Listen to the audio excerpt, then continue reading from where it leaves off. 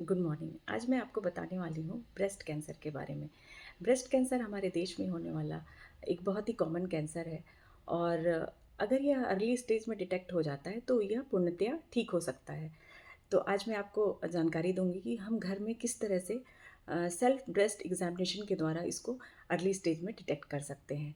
तो सबसे पहले हमको आईने के सामने खड़े होके अपने दोनों ब्रेस्ट को देखना है कि उनकी साइज़ में कोई हमें फ़र्क तो नहीं महसूस हो रहा है। दोनों की साइज़ पहले जैसी बराबर है या कहीं किसी ब्रेस्ट की साइज़ ज़्यादा बढ़ रही है, इस तरीके से हमें उनको देखना है। दूसरा, हमें अपने हाथों के द्वारा ब्रेस्ट को अपने पैल्पेट करना है कि हमें कोई कोई गाँठ तो वहाँ कोई समझ में नहीं आ रही है।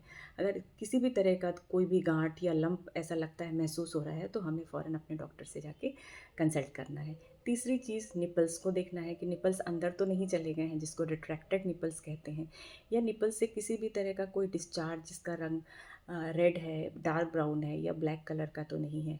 इस तरह की भी अगर कोई समस्या अगर हमें समझ में आती है तो हमें फ़ौरन अपने डॉक्टर से जाके कंसल्ट करना है। तीसरी चीज़, हमें ये देखनी है कि हमारे जो ब्रेस्ट हैं उनके कलर तो नहीं चेंज हो रहे हैं या उनकी स्किन में कोई बदलाव तो नहीं दिख रहा है। कई बार स्किन अंदर की तरफ चली जाती है या स्किन का कलर चेंज हो जाता है। तो इस तरह का कोई भी बदलाव अगर हमारे ब्रेस्ट में हमें महसूस हो रहा है, किसी भी तरह का कोई खिंचाव हो रहा है, तो हमें अपने डॉक्टर से कंसल्ट करना चाहिए। हम लोग कुछ टेस्ट करवाते हैं, जैसे कि मैमोग्राफी या एफएनएसी। अगर कोई गाँठ समझ में आ रही है तो उसका एफएनएसी कराते हैं, जिसको हम लोग फाइन नीडल एस्पिरेशन साइटोलॉजी भी कहते हैं। उसमें छोटा-सा नीडल के द्वारा छोटा-सा टिश्यू लेके उसको टेस्ट के लिए भेजते हैं। तो इसमें घबराने की कोई भी ज़रूरत नहीं है। और बहुत सारे पेशेंट एफएनएसी या बायोप्सी कराने में घबराते हैं कि कैंसर या इस तरह की कोई चीज़ है तो वो कहीं फैल ना जाए या बढ़ ना जाए। तो ये टोटली एक गलत धारणा है और इससे कोई भी फ़र्क नहीं पड़ता है, बल्कि इससे जो हमारा डायग्नोसिस है वो बहुत जल्दी हो जाता है। तो यह टेस्ट आप लोगों को ज़रूर कराना चाहिए और इस तरह का कोई भी बदलाव आपके शरीर में अगर दिख रहा है तो आप ज़रूर अपने डॉक्टर से कंसल्ट करें। मैं ये भी आपको बताना चाहूँगी कि 90 से 95% जो ब्रेस्ट की गाँठें होती हैं वो नॉन कैंसरस होती हैं, बिनाइन होती हैं। तो इसमें डरने की ज़रूरत नहीं है। हर ब्रेस्ट, ज़रूरी नहीं है कि जितनी भी ब्रेस्ट की गाँठें वो कैंसरस ही हों।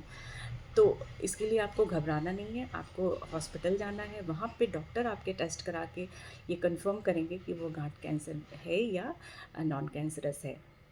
5 टू 10% ही गाँठें जो होती हैं वो कैंसरस होती हैं और वो भी अगर शुरुआती दौर में डिटेक्ट हो जाती हैं तो हमारा कैंसर बिल्कुल ठीक हो सकता है।